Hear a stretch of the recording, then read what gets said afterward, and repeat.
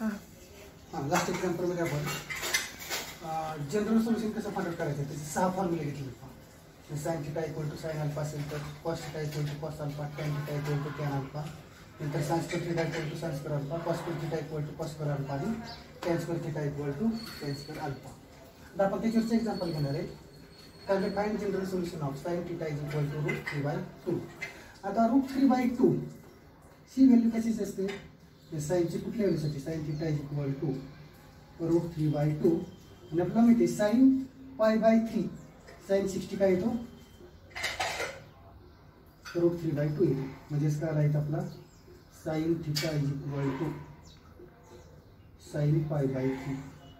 इथं अल्फा काय आला आपला अल्फा इज π/3. बरं आपला फॉर्म्युलामध्ये काय फॉर्म्युलामध्ये we know sine theta is equal to sine alpha then theta is equal to n pi plus minus 1/n into alpha. Alpha आहे π/3 आणि जनरल सोल्युशन काय देअरफॉर जनरल सोल्युशन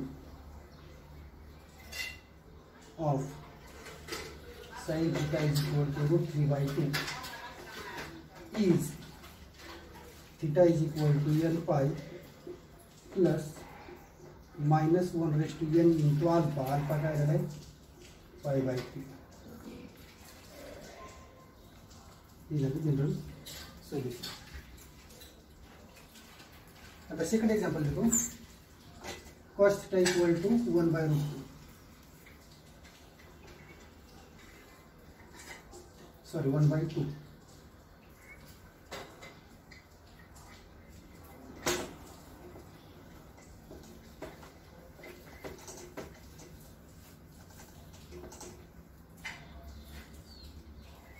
आता पहा cos थिटा इक्वल टू 1/2. आता 1/2 कॉसची value कधी येते तर cos π/3 साठी. म्हणजे काय आला cos theta equal to cos π/3. Okay मग आता cos theta equal to cos alpha. Alpha काय आला π/3. अर्थातला फॉर्म्युला माहिती we know cos theta equal to cos alpha then theta equal to 2n pi plus or minus alpha. आपल्याला formula माहिती. आता आपला अल्फा आलेला आहे π/3. म्हणजेच काय झालं therefore general solution is theta is equal to 2n pi plus or minus alpha. Alpha आलेला आहे π/3. बरोबर. तिसरं एक्झाम्पल घेऊ आपण.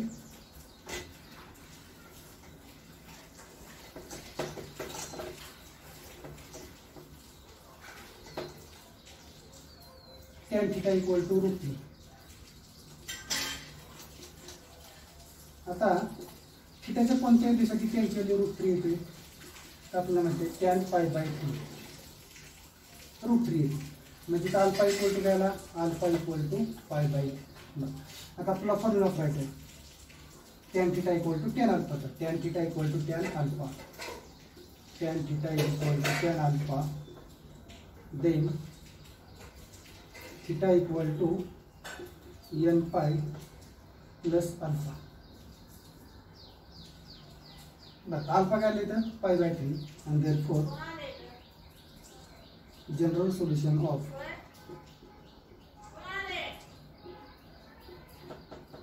tan theta is equal to √3 is theta equal to n pi and plus alpha. Alpha आलेला आहे π/3.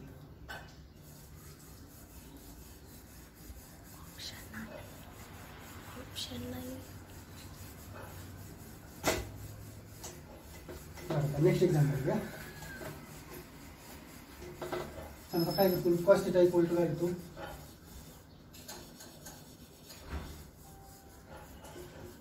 Minus √3/2. आता negative व्हॅल्यूसाठी घेतली.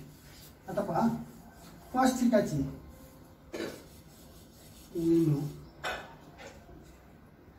cos theta equal to √3/2 equal to, आता कॉसची व्हॅल्यू कुठल्या थिटासाठी √3/2 येते, तर cos π/6 ला ती काय येते √3/2. आता पॉझिटिव्हसाठी ती काय येते π/6, तर आपल्याला व्हॅल्यू दिली निगेटिव्ह. बरं, आता कॉस निगेटिव्ह कुठं असतो, काय नाही सेकंड आणि थर्ड क्वाड्रंट निगेटिव्ह असतो. मग काय करू आपण, cos π-θ इक्वल टू cos θ. आता थिटा ही व्हॅल्यू सॉरी इथला जो अल्फा आहे तो पॉझिटिव्हसाठी आहे, इथला अल्फा पॉझिटिव्हसाठी येतो √π/6. आपल्याला पाहिजे निगेटिव्हसाठी काय करायचं आपल्याला, sorry π-α, cos π-α is minus cos alpha. आता इथला अल्फा काय π/6 आहे तो निगेटिव्हसाठी आहे, पॉझिटिव्हसाठी आहे, आपल्याला पाहिजे तो निगेटिव्हसाठी, तर इथं -√3/2 दिलेलं आहे आणि निगेटिव्हसाठी अँगल काय ते π-α. मग काय होणार आपण, therefore π-α is equal to π-π/6 is equal to 5π/6. Therefore alpha is equal to 5π/6. म्हणजेच काय झालं, अल्फा इक्वल टू 5/6. आता काय करायचं, वी नो, आता formula cos θ equal to we know cos θ equal to cos alpha, then θ is equal to 2n plus or minus alpha. आता alpha काय आला आपला 5π/6 आणि therefore general solution is θ is equal to 2n plus or minus alpha काय आलेला आहे 5π/6. Negative असेल तर, किंवा आपण डायरेक्टली सोडू शकतो. आता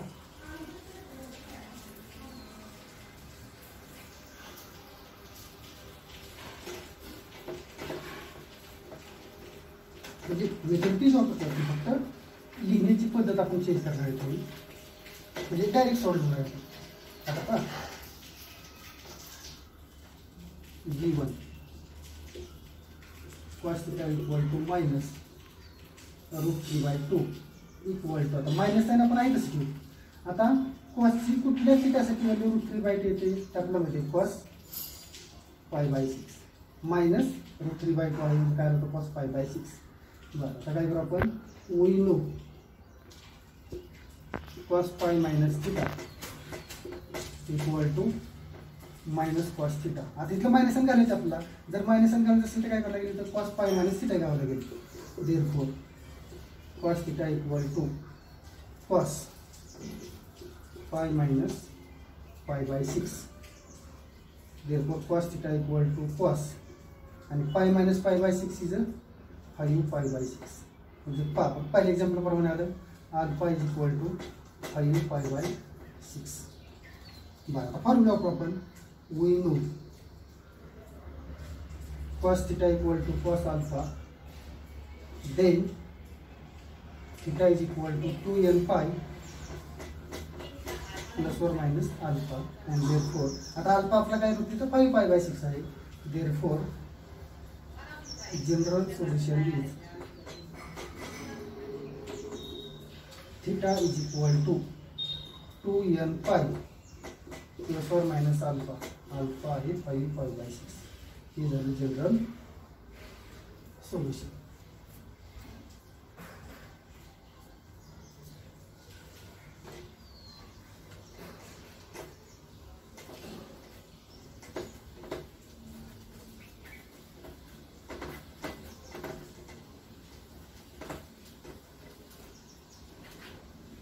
बरं, नेक्स्ट एक्झाम्पल घेतो मी. Find general solution of cot θ is equal to -√3. बरं, सुरुवातीला मी काय करतो, हा जो कॉट आहे तो कॉट काय करू आपण tan मध्ये कन्वर्ट करू. आता जर दोन्ही बाजूची रेसिप्रोकल घेतली तर 1/cot म्हणजे काय आला, tan θ इज इक्वल टू -1/√. म्हणजे cot θ इक्वल टू -√3 चे जनरल सोल्यूशन फाइंड आउट करायचे, म्हणजेच tan θ इक्वल टू -1/√3. बरं, आता काय करू आपण, tan θ g1 आपल्याला -1/√3 आता टॅनच्या म्हणजे कुठल्या थिटाची व्हॅल्यूसाठी टॅन 1/√3 मायनसचं आपण आहे तशी फक्त 1/√3 ची व्हॅल्यू काढू. आता आपल्याला माहिती आहे टॅन π/6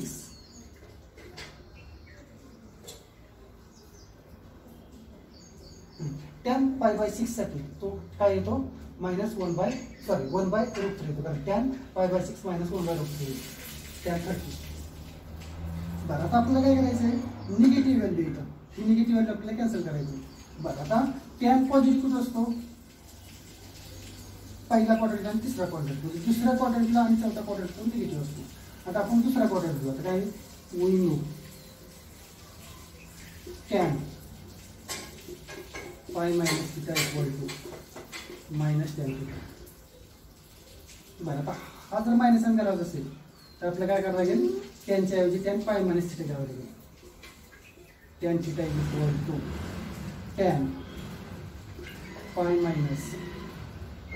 π/6 tan θ = tan π - π/6 5 π/6. आता tan θ = tan अल्फा अल्फा काय आला आपला अल्फा आला 5 π/6 आणि आता फॉर्म्युला वापरू therefore we know tan θ = tan alpha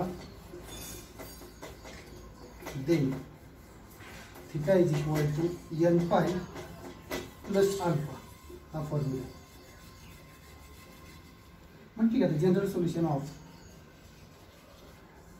therefore general solution of काय इक्वेशन आहे cot θ = -√3 is θ =